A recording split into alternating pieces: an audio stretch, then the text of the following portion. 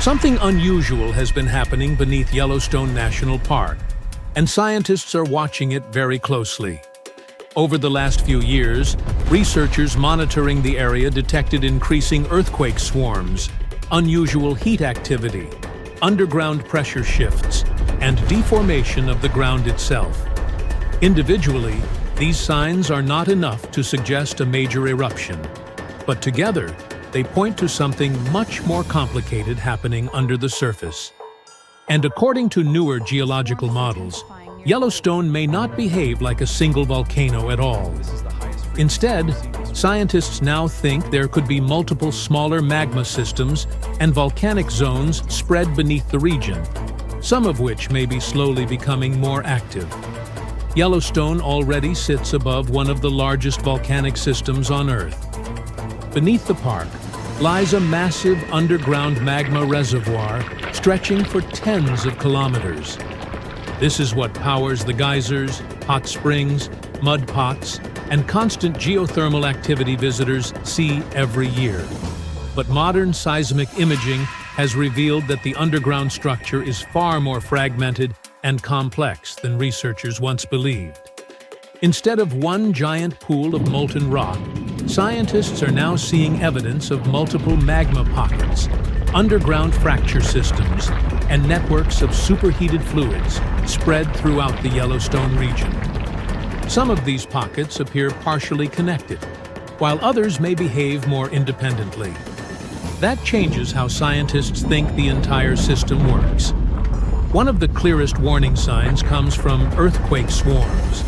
Yellowstone experiences thousands of small earthquakes every year, but some swarms are unusually concentrated. In certain cases, hundreds of small quakes occur in the same area over only a few days or weeks. Most are too weak to be felt by people. However, earthquake swarms often indicate that underground fluids or magma are moving through fractures beneath the surface. And recently, several swarms occurred near active geothermal regions, where heat flow is already unusually high. At the same time, scientists observed sections of the ground slowly rising and sinking over time. Using satellite measurements and GPS stations, researchers detected uplift of several centimeters in some areas over periods of years. That may not sound dramatic, but ground deformation is one of the key indicators volcanologists monitor because it can signal changes in underground pressure.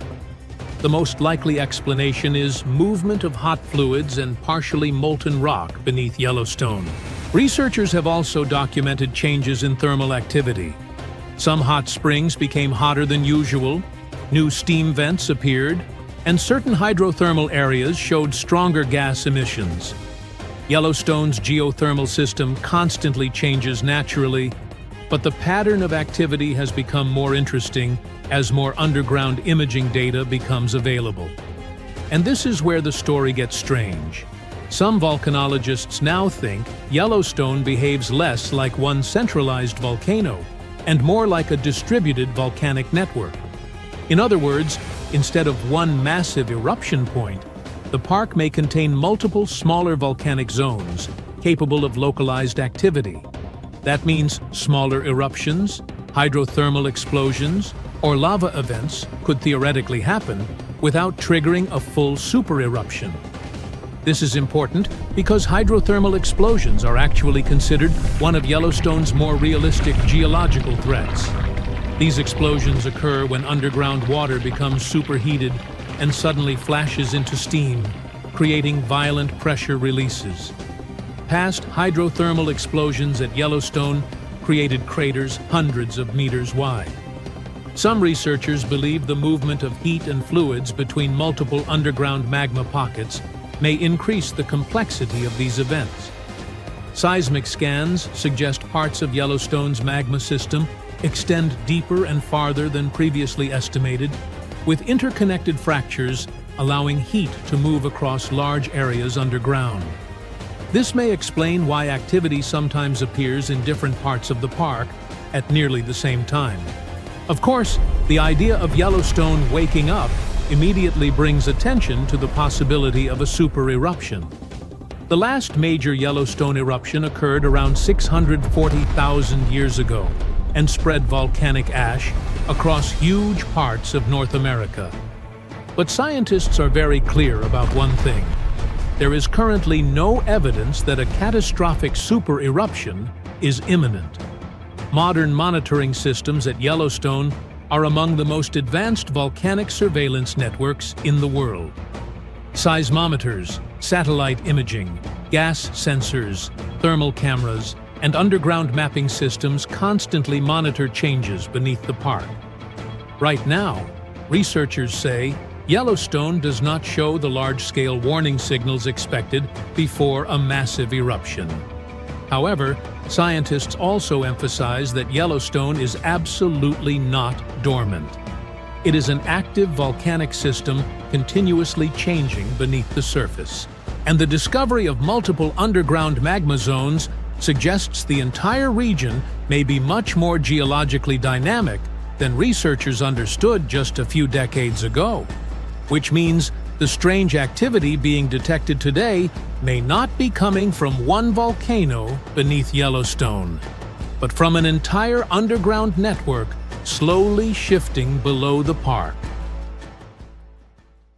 It was April 2025 when geologists went back to Yellowstone's Norris Geyser Basin for the first time this year. And while doing their usual check, they realized that something was different this time. Where there used to be just a boring patch of ground, now there was a giant hole, about 13 feet wide, filled with weird, milky, light blue water. Everyone was terrified. Was it the sign that the Yellowstone supervolcano was ready to erupt? If so, it would be a worldwide disaster, the kind that destroys cities. According to the U.S. Geological Survey, if such an eruption occurred, the after effects would be felt all over the world. To start, the areas immediately surrounding Yellowstone would experience pyroclastic flows. That's the lava that erupts out of a volcano, including a high-density mix of volcanic gas, ash, pumice, and hot lava blocks. Those flows would destroy everything they touch, and an eruption of Yellowstone would send them into Wyoming, Idaho, and Montana. Areas further away from Yellowstone would escape the flows, but they would experience falling ash. It would come down heavily in the states closest to the epicenter. The ash would be especially dangerous for anyone breathing it in. The weight of the ash would also pose a serious threat. It would smother crops and collapse buildings as it piles up. Tragic consequences would be countless, but we'll talk about them later, because soon after the discovery, the weird pit surprised even experts. Geologists found rocks scattered everywhere. Some were about a foot across, and all of them were dusted with gray mud. This mud matched the walls of the new spring. It was like the place had simply exploded, but nobody had actually seen it happen. The team checked old satellite images to figure out when it appeared. In December 2024, the ground was totally normal. By January 6, 2025, a little dip had formed. And by February 13th, that water-filled hole was finally there. But the weird thing was that the sensors that usually pick up major hydrothermal explosions didn't detect anything. There was no giant blast or warning signs. Later, it turned out that this puzzling opening in the ground hadn't just popped up in one huge explosion. Instead, it formed from a bunch of smaller bursts over time. Little explosions first threw out rocks, then mud, and eventually created the pit. With time, it filled with silica-rich water. That was a huge relief for everyone. Yellowstone sits on a supervolcano, and its big explosions are a nightmare scenario. Luckily, this time, it was just a slow-building, small-scale explosion. It was dramatic, sure, but totally manageable. You see, Yellowstone National Park is full of geysers, hot springs, and all kinds of natural landscapes. But under the surface, things get incredibly intense, all because of the supervolcano. Now, supervolcanoes are often extremely large. They often have no cone at all since they're typically the remains of gigantic magma chambers. Once, those chambers flared up, leaving behind a caldera. They're usually located over hotspots. It's no surprise that supervolcanoes can produce super eruptions, and when they do it, they blow more than 240 cubic miles of ash, molten rock, and hot gases up into the air. In other words, 4 super eruptions could fill the Grand Canyon to the brim. Supervolcanoes form when huge volumes of scorching hot magma escape from deep underground. This magma rises close to the surface but can't break through Earth's crust. So, a pressurized pool of bubbling magma gathers at a depth of only several miles. The pressure keeps growing because more and more magma is trying to get to the surface. And then, bang, a super eruption occurs. Now, back in 2015, researchers at the University of Utah mapped out the main magma chamber of the Yellowstone supervolcano and were shocked by its size. And then, they found another one below it. Together, these underground magma pools could hold enough molten rock to fill the Grand Canyon 11 times. All that magma pushes up on the ground above, which is why Yellowstone rises about an inch or two every year. That slow lift might not sound like much, but combine it with the fact that Yellowstone is still an active volcano and has a volcanic explosivity index of 8, and it's enough to make you wonder what could happen if things went south. And yes, Yellowstone has indeed been a bit jumpy in recent years. In March 2023, there were 354 earthquakes in the area. Most were tiny, but the biggest hit a magnitude 3.7, part of a swarm of 106 quakes.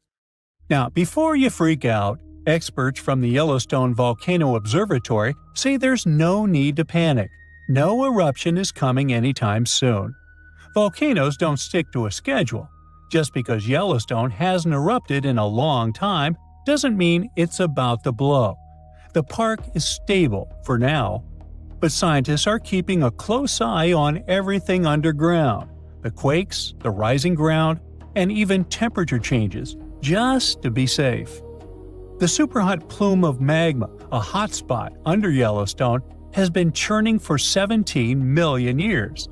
The Earth's crust slowly moved over it, making the hotspot leave a trail of volcanoes stretching more than 450 miles along the Snake River Plain. Most of those ancient ones are now buried under layers of lava and sediment. In just the past 2.1 million years, Yellowstone has unleashed 3 cataclysmic eruptions, so massive they managed to reshape the land. Each explosion sent pyroclastic flows, rivers of searing hot rock, ash, and pumice racing outward for miles. The debris piled up in layers hundreds of feet thick, some forming solid lava-like rock. When those eruptions emptied the underground magma chambers, the roof collapsed, forming the massive calderas we see today. Even after those mega eruptions, Yellowstone didn't stop. Between 180,000 and 70,000 years ago, enormous rhyolite lava flows, sometimes over 144 cubic miles, poured out. Some flows followed north-south vent lines. The West Yellowstone flow erupted around 110,000 years ago. The Nez Perez Creek flow followed 160,000 years ago. If you stand at Madison Junction on the caldera's northwest rim, you can see it, a cliff that formed when the Lava Creek Tuff eruption collapsed the land 640,000 years ago. And inside the caldera, you'll see the hardened lava flows snaking across the floor. Figuring out when a supervolcano might blow is like being able to read nature's warning signals. Thousands of years before a massive eruption, the heat underground starts building, and the magma chambers become like ticking pressure cookers. Little signs start showing up. Gas bubbles escape as the pressure shifts, and earthquakes shake the ground. The land above slowly rises. Cracks appear. Hot springs and geysers start acting up, heating even more than usual. Now, what would happen if Yellowstone erupted? Remember those pyroclastic flows we talked about before? They can contain two parts: the lower flow of the hot lava that moves at ground level, and a cloud of ash that follows above the lava level. So the two of them would devastate huge areas. The ash would even reach Europe within 3 to 4 days of the eruption, but it wouldn't be so bad there. After that, it would only take around 2 to 3 weeks before cooler temperatures set in around the globe, all thanks to the sulfur gas that would get to the upper atmosphere after the eruption. Scientists predict that global temperatures would drop by up to 10 to 12 degrees. These consequences could last for 6 to 10 years, putting an end to monsoons, which could cause widespread famine in Asia. Scared? Well, don't be. The good news is that scientists don't believe that the sleeping giant under Yellowstone National Park will wake up in our lifetime. Experts say the next Yellowstone eruption won't likely happen for hundreds of thousands of years. And even then, it may not be that bad, because scientists have discovered that the magma lurking within Yellowstone is actually split up amongst 4 different chambers. Not only that, but some of the reservoirs of magma are likely to cool down and solidify, lessening the chances of an eruption.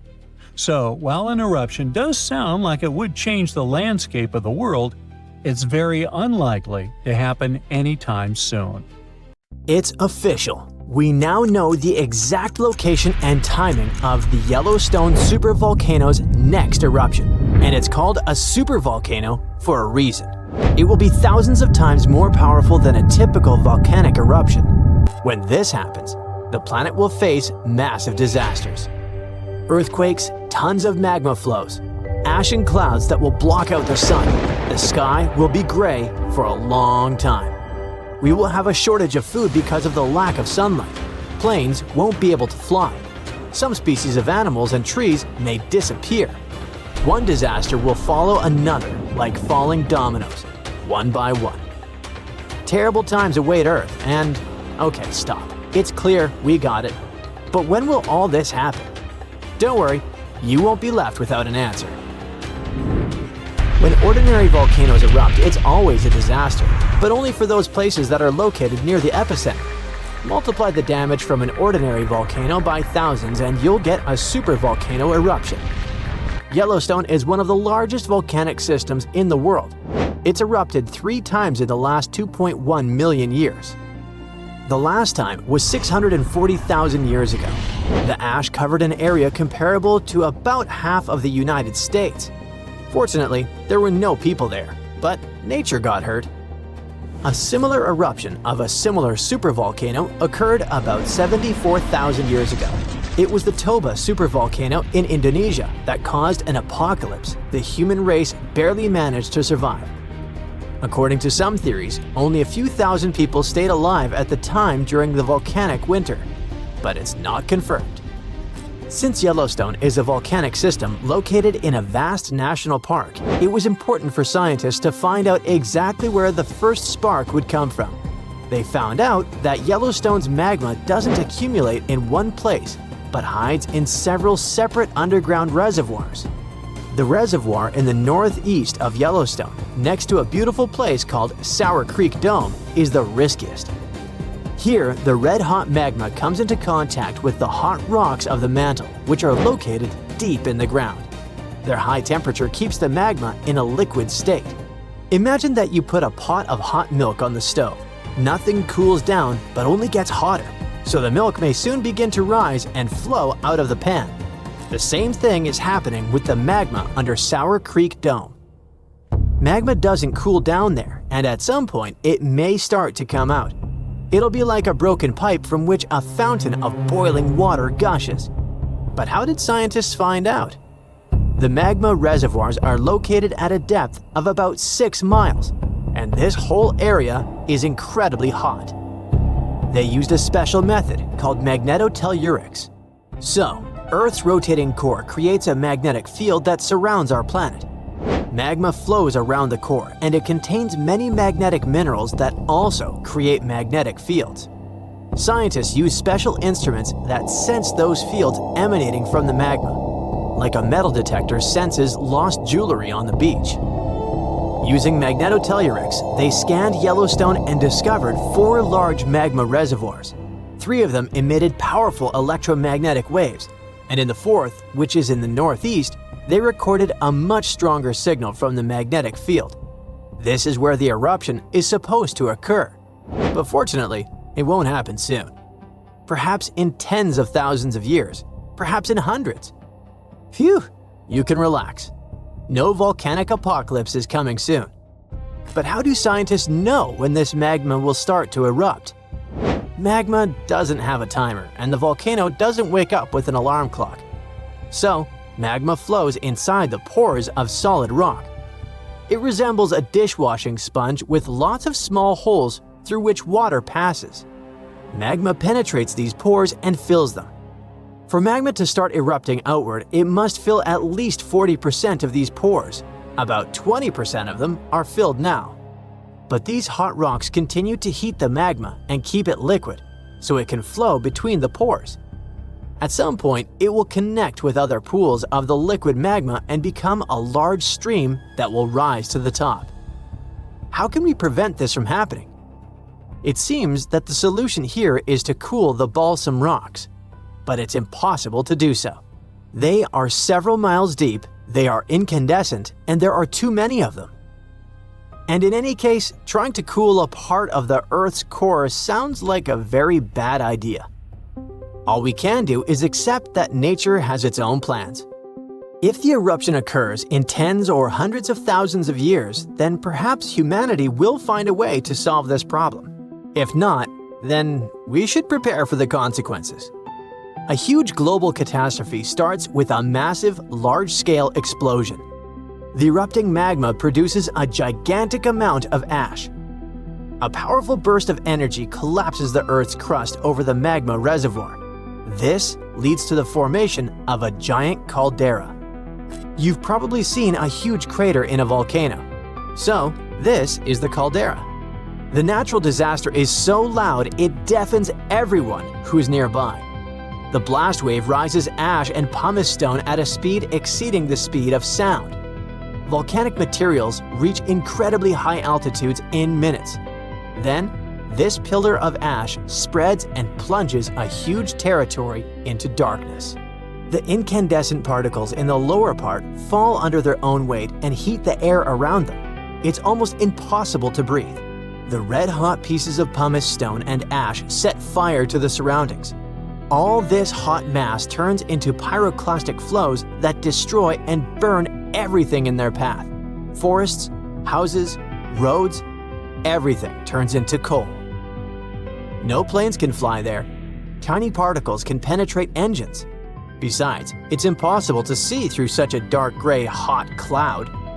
It's also dangerous to drive cars. Volcanic particles can burn tires. Luckily, thanks to seismic technologies, people have learned in advance about the eruption, so everybody has evacuated. The column of ash that has reached the edge of space continues to expand in different directions. The wind helps the volcanic dust expand. A giant umbrella-like cloud appears over the territory of Yellowstone. It's getting wider and wider and plunges a huge area into hot darkness. During the first 24 hours, ash falls on most of the United States and parts of Canada. It knocks out power lines, pollutes bodies of water, and destroys crops. Then, the rains begin. The water mixes with the ash and falls to the ground in the form of gray mud. And don't forget, it's also poisonous. The ash contains mercury, arsenic, and lead in large quantities. Such toxic masses poison rivers, lakes, land, and air. All this time, the volcano continues to erupt. The outbursts of magma, ash, and pumice can last for several weeks or even a month. And this is just the beginning. The ash soon begins to settle, but the sulfur dioxide released during the eruption spreads all over the atmosphere. This gas mixes with the atmospheric water vapor and forms an aerosol consisting of small particles. All this covers the planet like a veil. This cap makes it difficult for the sun's rays to pass through, which means it lowers the temperature of the Earth's surface. These events cause a sharp cooling of several degrees in the world. Farmers lose a huge amount of their crops. Food prices rise and economies collapse. There might be a famine all over the planet. Human civilization can plunge into chaos. In a few years, the temperature will start rising, but it will take at least a couple of decades to return to previous standards. What will become of humanity by that time? Of course, we will survive, but we'll have to rebuild our civilization. But don't be afraid. If nothing depends on us, let's just enjoy every day of life. Be grateful and help each other. Supporting and caring for each other even during the volcanic winter is a guarantee that humanity will survive. We all know that space missions come with a hefty price tag. To break it down, a ticket to space for an astronaut starts at around $20 million and can soar up to $50 million. NASA may be a well-funded organization, but you can bet they're always on the lookout to cut costs and save millions wherever they can. Plus, NASA has long realized they do not need to go to Saturn's moon to study if there's life there. We already have the suitable conditions for extraterrestrial life in Wyoming. If that resonates with you, then you already understand why NASA is so interested in Yellowstone. To explore life beyond Earth, we need to study environments that mimic extraterrestrial conditions. That's where all those hot springs come into play. Now, it's not the entire park that piques NASA's interest. Let's leave the bears, moose, and other Earthlings to our local biologists. The real hotspot is the geysers, where microbial life flourishes. Oh, by the way, Yellowstone has more geysers and hot springs than the rest of the world combined. In some of them, water can reach temperatures as high as 192 degrees Fahrenheit. You might think, hey, that's only good for steeping tea. But here's the thing. Life in the form of microbes not only survives but thrives in these extreme conditions, having adapted specifically to them. So, could these microbes help us find life on other planets? Absolutely. Now, let's shine the spotlight on the real superstar, the Grand Prismatic Spring. It's packed with silica, which gives it that stunning color. Silica reflects sunlight, especially the blue wavelengths, which is why it looks so vibrant.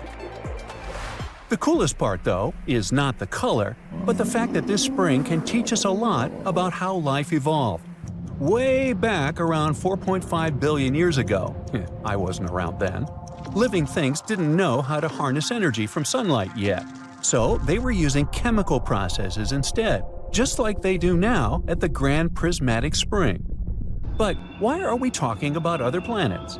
Well, if life on Earth kicked off in a comparable way to what we see in Yellowstone, there's a good chance we could find something similar elsewhere in the universe. And if we could nail down exactly how life started here, we could really fine-tune our search for life on other planets. Geysers, very similar to those in Yellowstone, can be found on moons like Enceladus, which orbits Saturn, and Triton, which is a moon of Neptune. But how do they compare to the geysers we see in Yellowstone? Well, back in 1989, NASA's Voyager 2 spacecraft made a groundbreaking discovery when it spotted geysers on Triton. This was the first time anyone had seen a geyser outside of Earth, not counting the volcanic eruptions on Jupiter's moon, Io, that were found by Voyager 1 in 1979. Since then, more geysers have been found on other moons in our solar system. In Yellowstone, geysers are heated by hot water from deep within the Earth. However, geysers on some of the outer moons get their heat from tidal forces, the gravitational pull from the big planets they orbit. You know how ocean tides on Earth are affected by the moon and the sun? Well, these moons experience something similar, but on a much larger scale. Beneath the icy surfaces of these moons are warm, salty oceans that stay liquid because the thick ice above keeps them insulated. As the moons move closer and further from their parent planets, the constant tugging creates heat, causing the warm water below to shoot out into space whenever there's a crack in the ice. This icy crust and the warm water underneath are a bit like a frozen pond on Earth. But could there be life swimming around in these hidden oceans, just like there are critters thriving beneath the ice of a pond? That's something scientists want to find out. NASA hopes to send advanced spacecraft to explore these distant moons and look for signs of life. But those warm oceans are buried miles beneath the frozen surface. So, how do we reach them? The answer may lie in geysers. In February 2019, a group of planetary scientists decided to visit Yellowstone in the winter to study the similarities between Earth's geysers and those in space. They know that Yellowstone's geysers are home to some tough little microbes called extremophiles, which thrive in extreme conditions like hot or acidic water. The researchers wanted to learn as much as they could about these microbes and the environments they live in. They brought along a bunch of scientific tools to measure things like temperature, pH levels, and oxygen in the water. They also used special instruments to analyze the chemicals in the ice and rocks and sniff the air for gases. Plus, they collected samples of rock, ice, and water from the geysers, catching tiny droplets on sheets of foil coated in geyser spray. Their main target was the Great Fountain Geyser in Yellowstone's Midway Geyser Basin, which puts on a spectacular show 2 to 3 times a day. However, visiting in winter posed some challenges.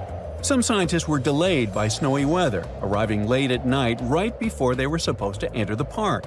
Then their SUV got stuck in a snowdrift and had to be rescued by a snowplow.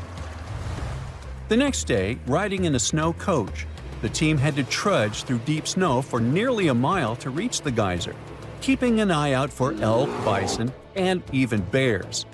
As they made their way to the Great Fountain Geyser, they took breaks to gather samples and measurements from other interesting pools along the way, like Lemon Pool and Surprise Pool. Even though Yellowstone feels remote, it's not nearly as far away as places like Enceladus and Triton. It's a unique natural laboratory that can teach us a lot about life on Earth and potentially beyond. Oh, as for labs, the Great Prismatic Spring may count as one. Look at these guys. Under the microscope, they look like matches. Their official Latin name is Thermus aquaticus. They live in this hot spring, and these bacteria have saved millions of people's lives.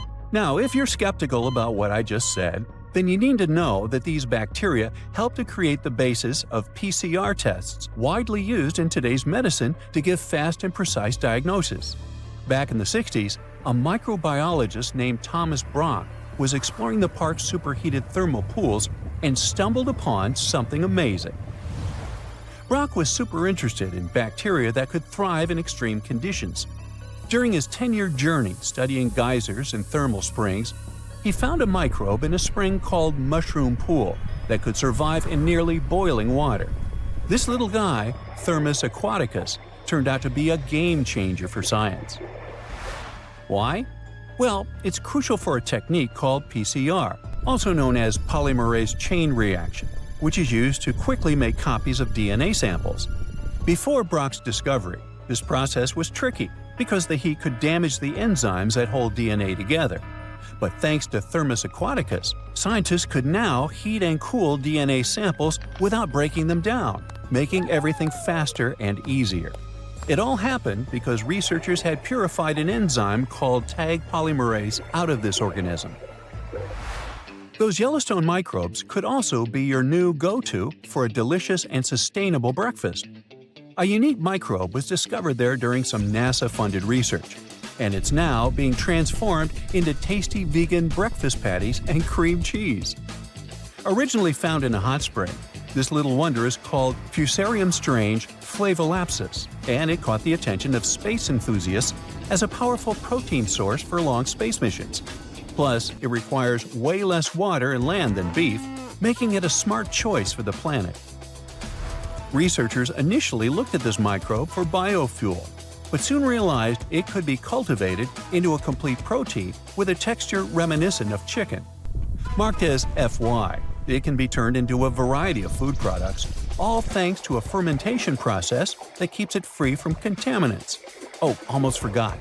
NASA is even working on a bioreactor to grow FY in space. Ooh, stay tuned.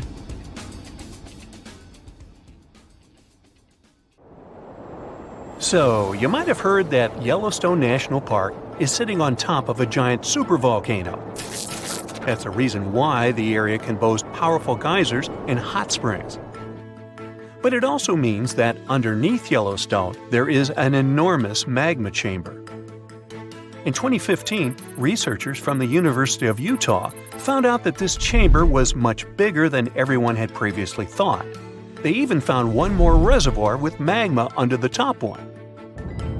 Apparently, the more spacious the chambers are, the more magma they contain. Together, the two reservoirs store a glob of magma that could easily fill the Grand Canyon not once, but 11 times. But you know the most worrying thing about the magma chambers? They tend to push against the ground above them. As a result, the land in Yellowstone rises about 1 to 2 inches a year.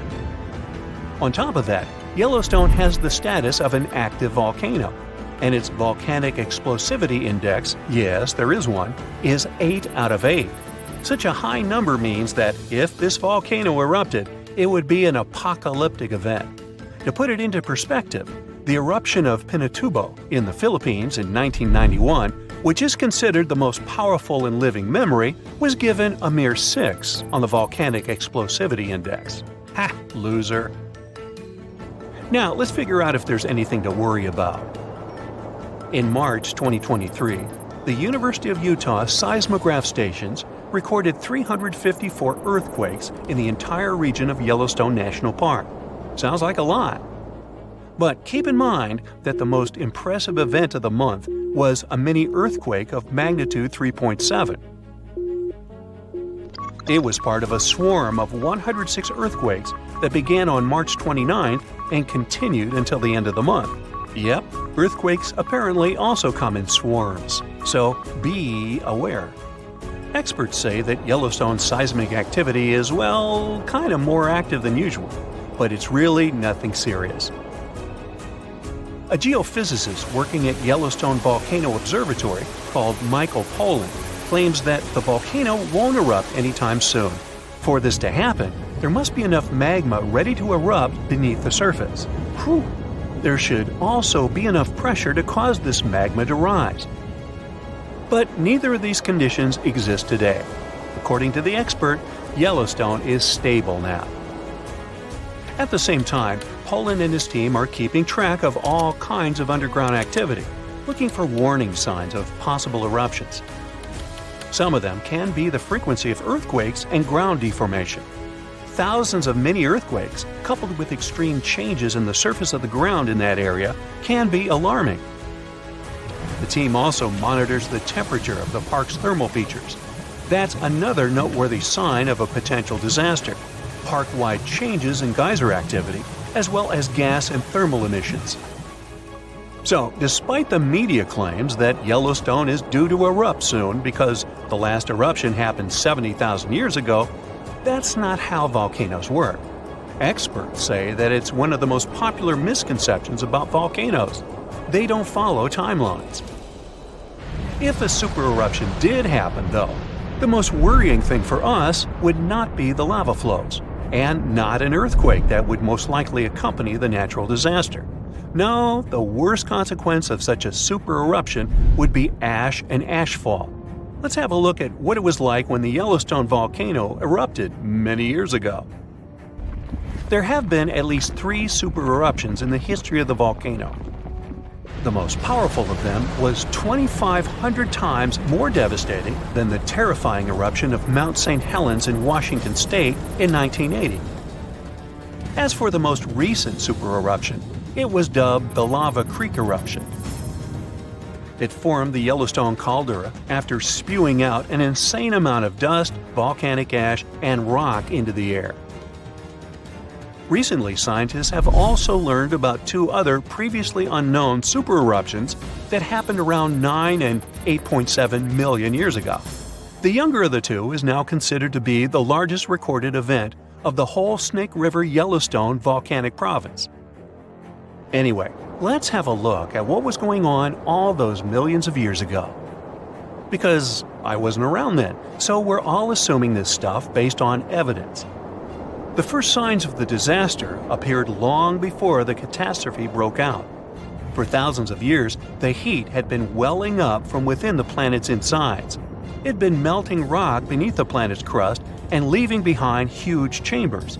They were filled with a pressurized mixture of semi-solid rock, magma, water vapor, and different gases, including carbon dioxide. all this scorching underground soup was expanding since more and more magma arrived with time. The land over the volcanic system was rising upward almost unnoticeably. A year before the super eruption, Yellowstone gave a warning, a burp maybe, but that long ago there was no one who could interpret these signals. Plus, those alarming processes were mostly going on underground. For example, decompression releases gas bubbles. While bursting, such bubbles can often power particular kinds of eruptions. Months before the eruption, small-scale earthquakes became more frequent and more intense. The ground in many spots all over the supervolcano got hotter than it used to be.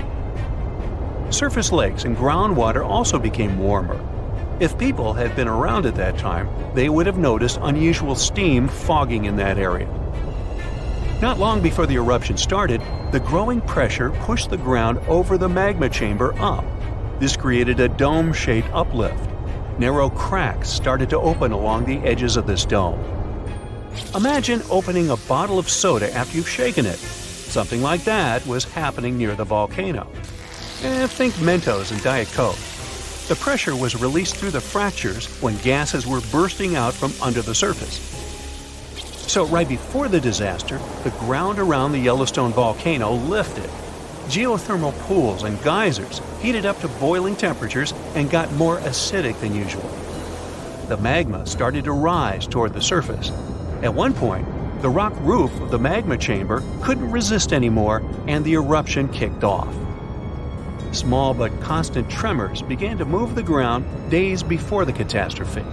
But the real shaking didn't start until several minutes before the eruption. With a deafening roar, a massive column of lava and ash hurled up into the air. Within several minutes, a pyroclastic flow rushed across the area at a hurricane-force speed. Such a flow is a liquid mixture of half-solid lava pieces, volcanic ash, and hot expanding gases. It looked like an extremely hot toxic snow avalanche. With a temperature of about 1300 degrees, it was burning everything in its path. The volcano kept pumping ash for days on end. For all living creatures, ash fallout was one of the most dangerous consequences of the eruption. Volcanic ash turns into glassy cement within seconds of being inhaled. Most animals didn't have a chance to survive. Even thick trees started to collapse under the weight of this dense substance. It only took a couple of days until a thick layer of ash covered huge territories. After the ash got into the stratosphere, the temperatures all over the world started to drop. The eruption was rich in sulfur, which is an effective sunblocker. That's why it soon got so cold that there was no summer in the whole world for the next several years. Animals couldn't find food and clean water. This natural disaster, called the Gray's Landing supereruption, was colossal. That's how researchers described it in their recent studies. It affected a huge territory. The streams of lava enameled an area as large as New Jersey in scorching hot volcanic glass. It instantly sterilized the land surface, wiping out all the plant life that had been thriving there before. Now, if such an eruption were to happen these days, it would cover Colorado, Utah, and Wyoming with almost 3 feet of toxic volcanic ash. Many regions would be plunged into darkness.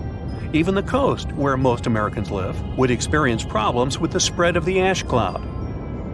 It would destroy crops and contaminate pastures, ruin power lines and electrical transformers. Well, so I'm sure you'll agree with me, it's a good thing that such a disaster isn't expected to occur anytime soon. Hey, we got enough other stuff on our plate. If you've ever been to Yellowstone National Park, you were probably mesmerized by its geysers, which spew superheated water and steam high into the air.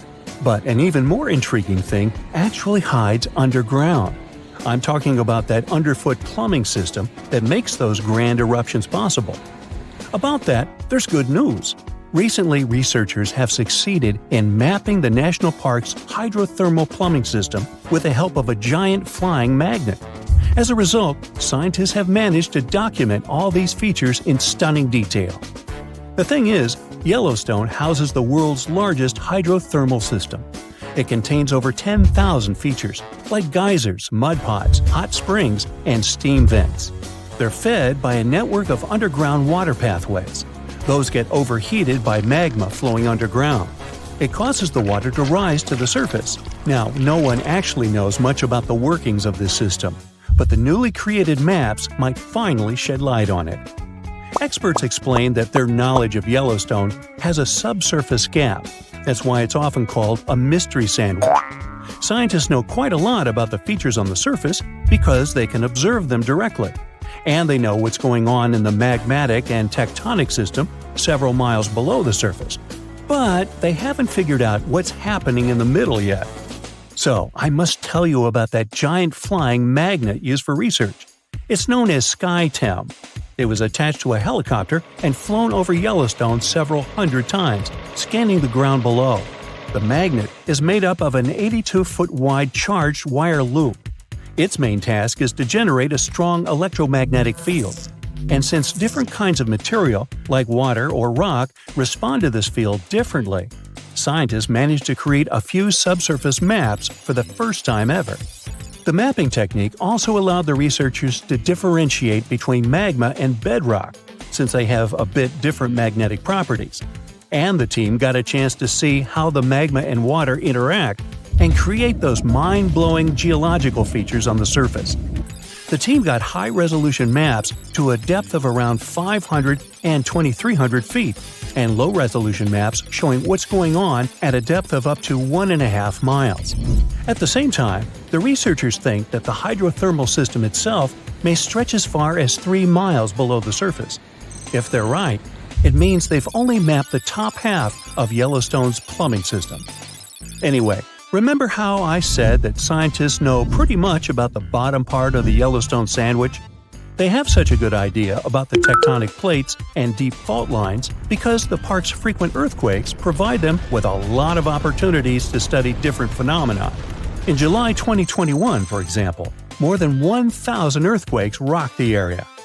These days, the team of researchers knows much more about some famous features, like the Old Faithful Geyser or the Grand Prismatic Spring. They've also found out that individual hydrothermal features on the surface can actually be connected to others, which can be as far as 6 miles away from them. Another interesting discovery is that even though Yellowstone geysers and hot springs vary in size, shape, color, volatility, and chemical composition, they are mostly fed by very similar underground sources. That means that the difference between the features appears closer to the surface. Now, I'm sure you've seen the iconic image of Yellowstone with a large rainbow-colored spring, fiery orange at its edges. So what makes these hot springs so colorful? Surprisingly, these awesome hues come from microscopic creatures. The temperatures in the springs are so high they can easily and quickly cook you. Plus, the water there is super acidic, like the liquid in a car battery. But there are certain types of heat-loving microbes that don't mind these crazy conditions. You can even say they're thriving there. So every ring of a different color is, in most cases, a ring inhabited by different bacteria. And each species is adapted to a particular temperature or pH level, which measures how acidic this or that environment is. For example, take the Grand Prismatic Spring, yes, the iconic one. Its rainbow hues likely hint at the diversity of microbes living there. So, starting from the center of the hot spring, you can see a beautiful aquamarine color there. That's where the water temperature is the highest, reaching 189 degrees Fahrenheit, because this area is right over the underground water source. The water there is too hot even for microbes. That's why what you see is mostly clear water. As for the reason for its blue color, it's the same as why the sky is blue. Sunlight hits the surface of the water and the light scatters, but the blue light scatters the most, getting reflected back to your eyes. Now, the next ring of color is yellow, all thanks to certain cyanobacteria. The temperature in this yellow ring reaches 165 degrees Fahrenheit. If the conditions in the hot spring were a bit different, these bacteria would create a blue-green hue, thanks to a green pigment called chlorophyll. But since the sunlight hitting the spring is too intense, the bacteria start producing another type of pigment. It's called carotenoids. And guess what? It acts as a sunscreen for the bacteria. And since this pigment is orange, the normally green bacteria get a yellowish hue. And finally, we've got that bright orange color closer to the edges of the prismatic spring. It's a bit cooler there, around 149 degrees Fahrenheit.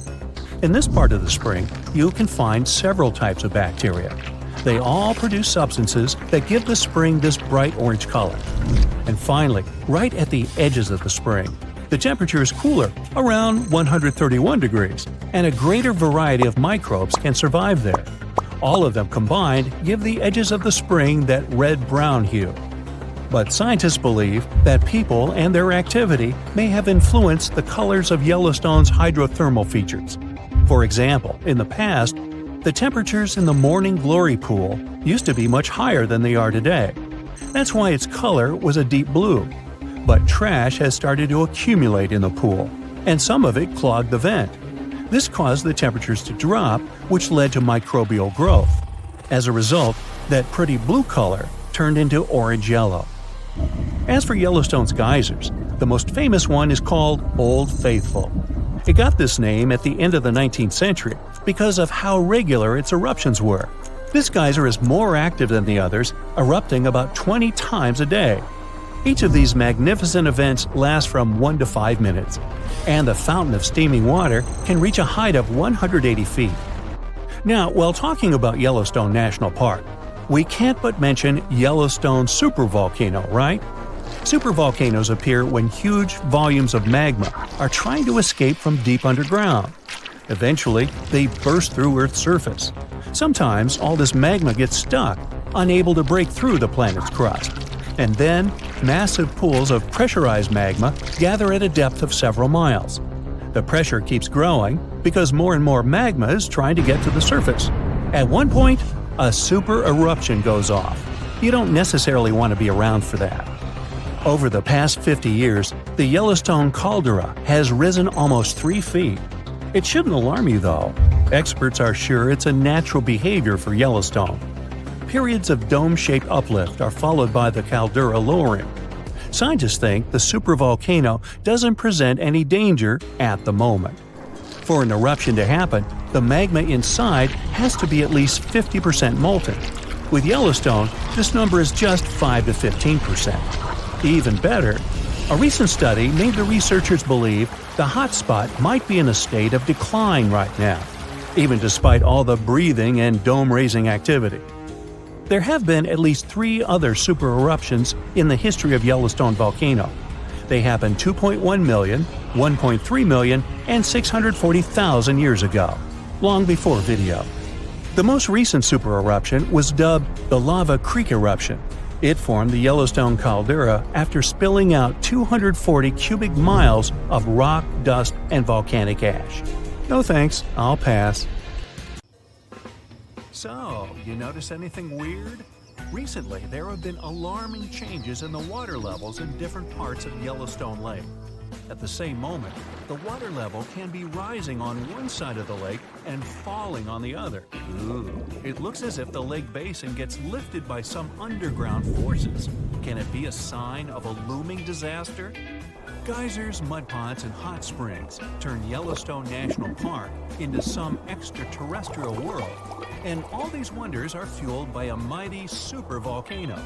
Supervolcanoes produce super eruptions. When it happens, they launch more than 240 cubic miles of ash, molten rock, and hot gases up into the air.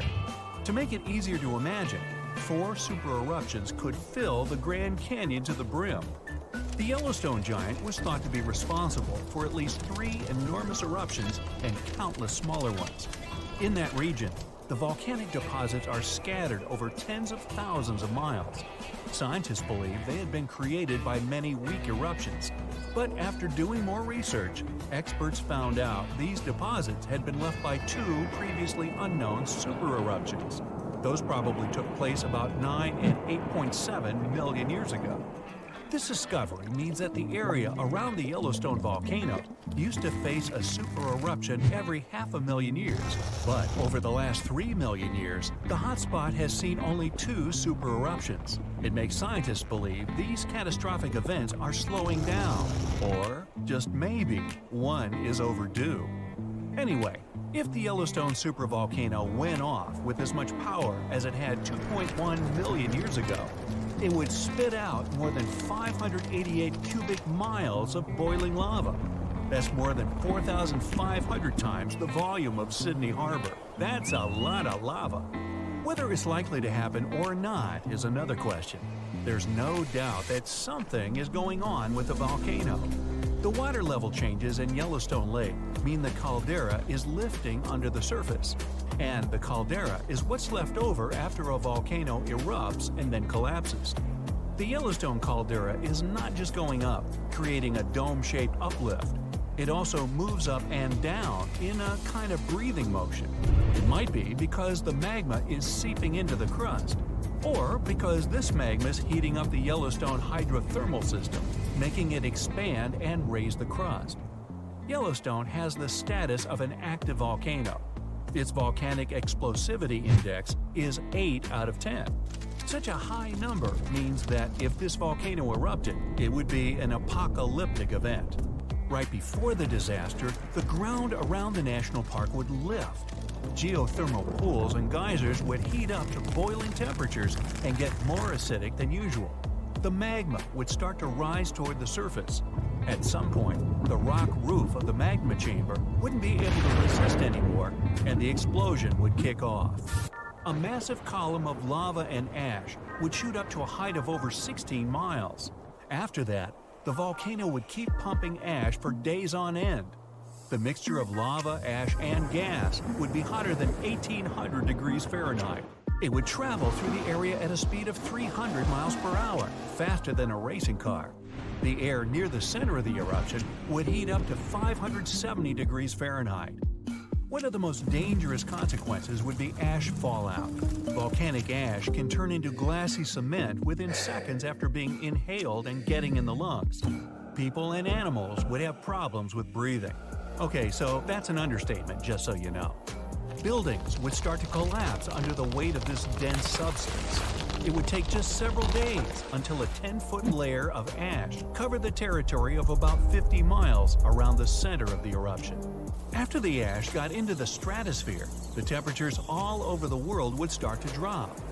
If the eruption was rich in sulfur, an effective sunblocker, it would get so cold there would be no summer in the entire world for the next several years. The monsoon seasons would change. Agriculture would face serious problems. There would be issues with food supplies. Over the past 50 years, the Yellowstone caldera has risen almost 2 feet. It shouldn't alarm you, though. Experts are sure it's a natural behavior for Yellowstone. Periods of dome-shaped uplift are followed by the caldera lowering. Scientists think the supervolcano doesn't present any danger at the moment. For an eruption to happen, the magma inside has to be at least 50% molten. With Yellowstone, this number is just 5 to 15%. The probability of the eruption is 1 in 730,000. Safe to say, it's a long shot. Even better, a recent study made the researchers believe the hotspot might be in a state of decline right now, even despite all the breathing and dome-raising activity. Still, there have been tons of discussions about what people could do to prevent the disastrous supereruption from happening. And the most popular and seemingly effective idea was to cool the Yellowstone supervolcano down. Unfortunately, there's a catch. The volcano leaks out only 70% of the heat which comes from its magma-filled chambers, but the rest of the heat stays inside. As soon as it reaches a particular threshold, the volcano erupts. If it was possible to extract at least 35% of the Yellowstone volcano's heat, the eruption could be avoided. The cooler the magma is, the thicker and stickier it gets. It stops being so fluid and doesn't try to get out to the surface anymore. After considering these facts, NASA scientists came up with a plan. They suggested drilling a 6 miles deep well and pumping down cold, pressurized water. The temperature of the water that would get back to the surface would be approximately 662 degrees Fahrenheit. This way, the heat would be gradually extracted from the volcano. And if a geothermal plant was built on the site, it would generate plenty of electric power. It would be very simple to produce, and its price would be very alluring, about 10 cents per kilowatt hour. At first glance, it was an amazing idea, but sometime later, it started to receive a lot of criticism. Imagine drilling through the Earth's crust, getting deeper and deeper, and then wham bam, you hit a hypothermal pocket. Uh-oh, get ready for a catastrophe. This can release gases that are likely to cause a series of super powerful explosions. In the worst-case scenario, it may even trigger a full-scale volcanic eruption. Now, you already know about its catastrophic outcomes, from fountains of lava and avalanches of molten rocks to climate changes all over the globe. Yeah, not good. Or let's say you're drilling a well to deliver cold water to the volcano, and then you suddenly hit its magma chamber. In this case, instead of cooling the giant down, you'll make the top of the magma chamber much more fragile than it used to be, and the whole construction will be at risk of collapsing at any moment. And don't forget that your drilling may also release toxic gases. They often accumulate at the top of the reservoir with magma. Can it get any worse? Well, yes it can. The whole process would stretch for more than 16,000 years. This method is too risky to cool the volcano down as fast as people would probably want. And scientists aren't even 100% sure that when the cooling system construction is finished, the volcano will stay cold for at least another 100 years. And last but not least, the project of making the Yellowstone supervolcano a bit cooler would cost a mind-boggling $3.5 billion. A huge price for something that might not work out altogether. Oh, by the way, Yellowstone isn't the only volcano that has a lava dome that's lifting at the moment. Lava domes are created when magma gets to the surface and then gathers around the vent. Scientists have found one of those inside an underwater volcano in Japan. This dome is more than 2,000 feet high and more than 6 miles wide. Even though the Japanese supervolcano seems to be sleeping, experts don't let their guard down. A volcanic system can go from being calm and docile to teetering on the edge of an eruption in the blink of an eye. Another massive dome is growing in the central Andes, on top of the planet's largest active magma store. The Altiplano Puna Plateau, well there's a tongue twister, and where the dome was found, is the second highest plateau in the world, and the dome itself is more than half a mile tall. You might wonder how come experts have known nothing about this enormous uplift until recently. The answer is simple. It was hidden within the plateau. It's an arid region littered with volcanoes, and it stretches for thousands of miles. Yep, another case of hiding in plain sight. It happened around 8.7 million years ago. All of a sudden, vast grasslands started to open. Clouds of volcanic gas and ash covered the sky. Flows of lava streamed down the hills and across the plains. Within minutes, black volcanic glass started to rain from above, wiping out animals, crushing plants. It didn't take long before the land caved in, opening giant pits filled with red-hot magma. It was the greatest eruption of the Yellowstone supervolcano. This giant, which is actually one of the largest active volcanic systems on the planet, wasn't named Super Volcano for nothing. Spreading deep underground and extending for hundreds of miles, supervolcanoes are complicated structures. Experts are still unsure what processes can trigger these fire-breathing monsters and lead to super eruptions. When it happens, more than 240 cubic miles of ash, molten rock, and hot gases get hurled up into the air. 4 super eruptions would be enough to fill the Grand Canyon to the brim. Volcanoes create mountains, but supervolcanoes wipe them off the face of the Earth. They change climates and ecosystems. Thankfully, these disastrous events don't happen more often than every 50,000 years or so. Supervolcanoes appear when huge volumes of magma are trying to escape from deep underground and burst through the Earth's surface. Usually, all this magma gets stuck, unable to break through the planet's crust. Large pools of pressurized bubbling magma gather at a depth of several miles. The pressure keeps growing since more and more magma is trying to get to the surface. And then, wham, bam, a super eruption goes off. All those millions of years ago, The first signs of the disaster appeared long before the catastrophe broke out. For thousands of years, the heat had been welling up from within the planet's insides. It had been melting rock beneath the planet's crust, leaving behind huge chambers. Those were filled with a pressurized mixture of semi-solid rock, magma, water vapor, and different gases, including carbon dioxide. All this scorching underground soup was expanding after more and more magma arrived with time. The land over the volcanic system was inching upward, slowly, almost unnoticeably. A year before the super eruption, Yellowstone gave a warning. But that long ago, there was no one who could interpret these signals. Plus, those alarming processes were mostly going on underground. For example, decompression released gas bubbles. While bursting, such bubbles can often power particular kinds of eruptions. Months before the eruption, small-scale earthquakes became more frequent and more intense. The ground in many spots all over the supervolcano got hotter than it used to be. Surface lakes and groundwater also became warmer. If people had been around at that time, they would have noticed unusual steam fogging that area. Not long before the eruption started, the growing pressure pushed the ground over the magma chamber up. This created a dome-shaped uplift. Narrow cracks started to open along the edges of this dome. Imagine opening a bottle with soda after you've shaken it. Something like that was happening near the volcano. The pressure was released through the fractures when gases were bursting out from under the surface. Right before the disaster, the ground around the Yellowstone volcano lifted. Geothermal pools and geysers heated up to boiling temperatures and got more acidic than usual. The magma started to rise toward the surface. At one point, the rock roof of the magma chamber couldn't resist anymore, and the eruption kicked off.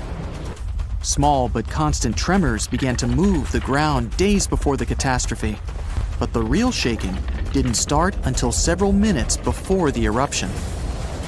With a deafening roar, a massive column of lava and ash hurtled up into the air to a height of over 16 miles. Within several minutes, a pyroclastic flow rushed across the area at a phenomenal hurricane-force speed. Such a flow is a liquid mixture of half-solid lava pieces, volcanic ash, and hot, expanding gases. It looked like an extremely hot, toxic snow avalanche. With the temperature of more than 1,300 degrees Fahrenheit, it was burning everything in its path. The volcano kept pumping ash for days on end. The air in that area heated up to 570 degrees Fahrenheit. For all living creatures, ash fallout was one of the most dangerous consequences of the eruption. Volcanic ash turns into glassy cement within seconds after being inhaled and getting in the lungs. Most animals didn't have a chance to survive.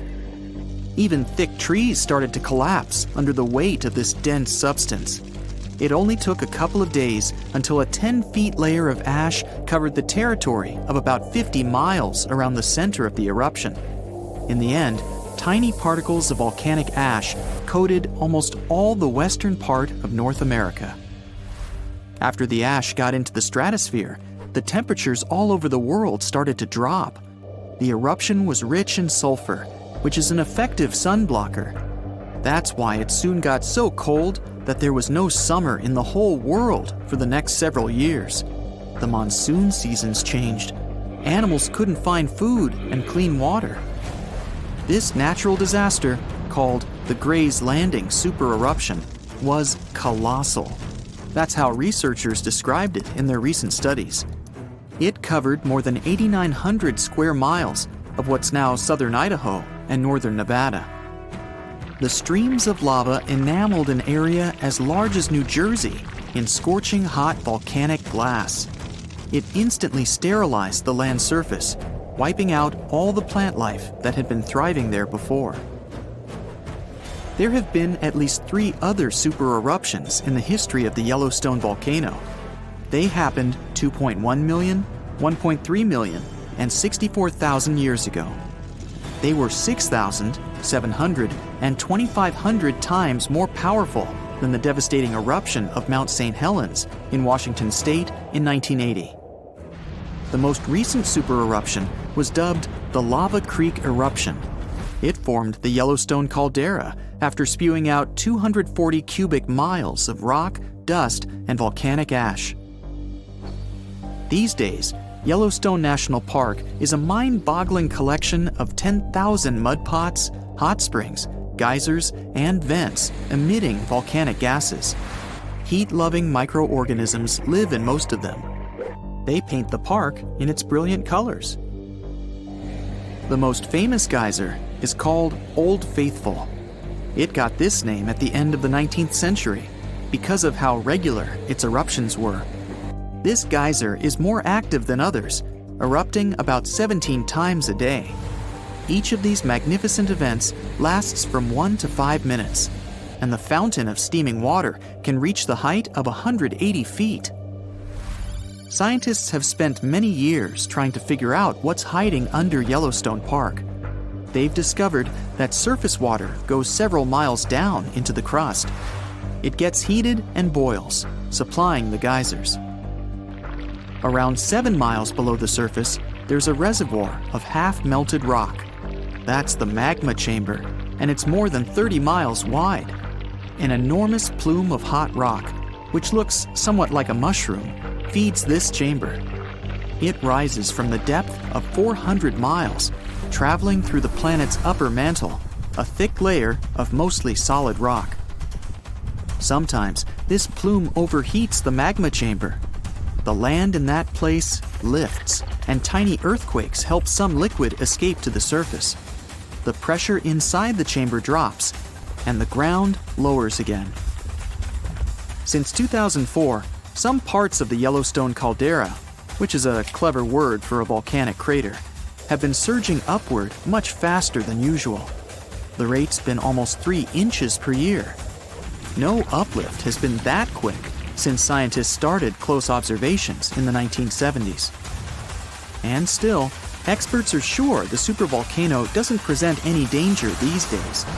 For an eruption to happen, the magma inside has to be at least 50% molten. With Yellowstone, this number is just 5 to 15%. Even if there's some volcanic activity, it's more likely to be a spurt of oozing molten rock, known as a lava flow.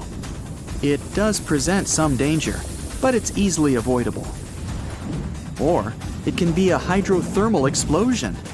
Then, a large volume of superheated water trapped below the surface will rapidly turn from liquid into steam.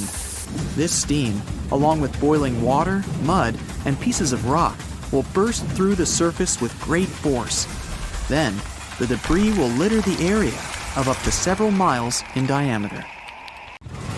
Yellowstone is the internet's favorite doomsday volcano. Maybe you heard the prediction. One super eruption, then a continent dusted in ash and temperatures going down. A perfect disaster movie scenario. Yet, geologists worry about a different kind of volcano. One that won't explode only once. It could rip the ground open, flood the entire continent with lava, and make the air unbreathable. And we know this because it happened before. Right now, researchers think there might be around 20 supervolcanoes scattered across the planet. Short story, we fear those. Long story, a major supervolcanic eruption could collapse modern society as we know it. A normal volcano can cause a local disaster. It can wipe out a city and turn a region into a no-travel zone. When Mount St. Helens exploded in 1980, it was huge. The eruption blew the top off a mountain and flattened forests like knocking down dominoes. It showed the world just how scary volcanoes can be. But in geological terms, it's nowhere near what a supervolcano could do. Mount St. Helens threw out roughly a third of a cubic mile of ash, enough to make a football field pile about 150 miles high. For comparison, a supervolcano could bury the entire state of Texas 5 feet deep, and Texas stretches about 800 miles. Volcanoes like St. Helens are mountains that build up over time, layer after layer, like nature stacking spilled wax. They erupt, they cool, they erupt again, and you end up with a cone that looks cool in photos. A supervolcano is like a hidden pit. It resembles a giant underground tank of molten rock covered in a thick slab of crust. Imagine the magma chamber like a huge underground room, and the ground above it is the ceiling. During a super eruption, cracks rip open across that ground and magma forces its way up through them, like steam blasting out of a pressure cooker. Ash and gas roar high into the sky. It can start in multiple spots across a wide area, not one neat hole. The magma chamber underneath can empty so violently that the roof above it collapses, the land drops, and what's left is a massive bowl-shaped scar called a caldera. And Yellowstone is the prime example. About 631,000 years ago, Yellowstone had a massive eruption and it left behind a giant caldera about 30 by 45 miles across. Now it's a national park, but it's also basically a footprint, like a warning. If Yellowstone erupted again, the first super hot clouds of ash and gas could blast outward and burn everything nearby. Then the ash would spread. And ash is not like the fireplace dust. It hurts to breathe. It wrecks engines, and it can shut down flights and machines. Regular volcanoes mostly hit the area around them with lava. A super eruption turns the air itself into a real danger. Ash spreads far and jams the things we depend on. High up, sulfur can turn into a thin haze that will block some sunlight. That can cool things for a while and mess with growing seasons, even far from the eruption. And winds can spread that effect well beyond the US. However, geologists worry about something even worse. A kind of eruption that can keep going in waves and cover huge regions in lava. It's called a large igneous province. It's not one volcano, it's a whole stretch of crust that starts leaking lava through long cracks over and over for a long time. Instead of one giant explosion, it's more like Earth turning on a lava faucet that just keeps going. Imagine a crack in the ground hundreds of miles long. Out of that crack comes a sea of lava, but this isn't the sticky, slow stuff you see in Hawaii. This is hot, runny, fast-moving lava, and it doesn't stop. It spreads, floods low spots, stacks into layers, and then does it again.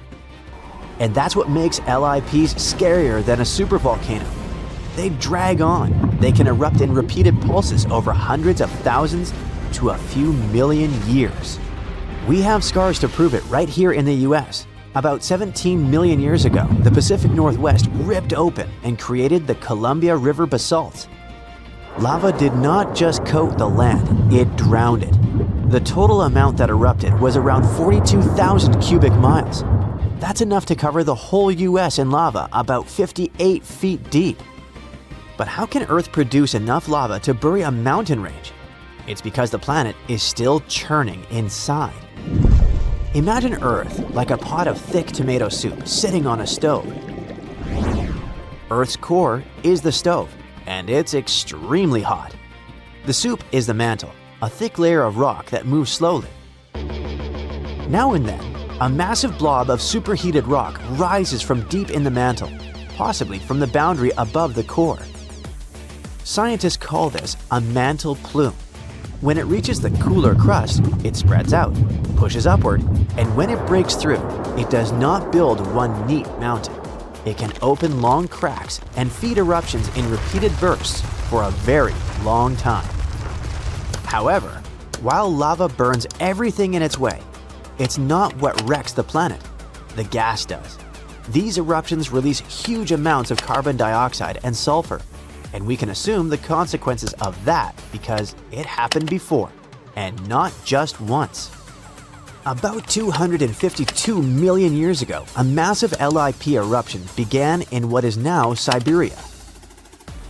It lines up with the worst extinction event in Earth's history, the Great Dying. Around 90% of species disappeared. Huge amounts of gas flooded the air and trapped heat. The ocean soaked up some of that gas and turned more acidic. Acid rain fell again and again. Life on Earth crashed. Scientists believe that in the last 500 million years, there have been 16 major extinctions like this, and that 15 of them line up closely with LIP timing. These geological formations changed Earth so many times, and scientists now wonder, what if Yellowstone and that massive lava flood in Oregon are actually a part of the same system? Look at Idaho from space, and you see a long, flat track across the state called the Snake River Plain. It points from the old lava flood region toward Yellowstone, like a trail. That path exists because Earth's surface moves. The outer layer is split into giant plates that slowly slide. Under Idaho and Yellowstone, a deep, hot zone keeps feeding eruptions. As the plate moves, the eruption zone shifts with it, leaving a long trail behind. That's why the rocks get older the farther you go from Yellowstone. It's the same heat source, just a moving target. And if you roll the plate's motion back far enough, that trail points closer to where the Columbia River basalts formed. That's why some geologists think the Northwest lava flood and Yellowstone could be connected parts of one long-lived system. Finally, if it's all part of one big apocalyptic system, is it time to pack the bags and flee to Mars? Will it happen again soon? Even if they share the same story, that does not mean the worst part is coming back soon. The lava flood chapter played out millions of years ago. Today, Yellowstone is simply where that deep heat shows up at the moment. And sure, it can erupt again, but the most likely eruption isn't some giant doomsday blast. It's a steam explosion, when super hot water flashes into steam and blows rock apart. Lava flows and smaller eruptions can happen too. The caldera-making nightmare is a rare one. If Yellowstone ever started building towards something big, it wouldn't be sneaky. You would see it coming. A lot more earthquakes than normal and the ground lifting faster than usual. The clearest right before signs would likely show up in the days or weeks before it. We cannot stop a planet-scale eruption. We can only watch for the warning signs and plan. But hopefully, if the planet decides to get rid of us, by the time it starts sending warnings, we'll already finish turning Mars into our new home.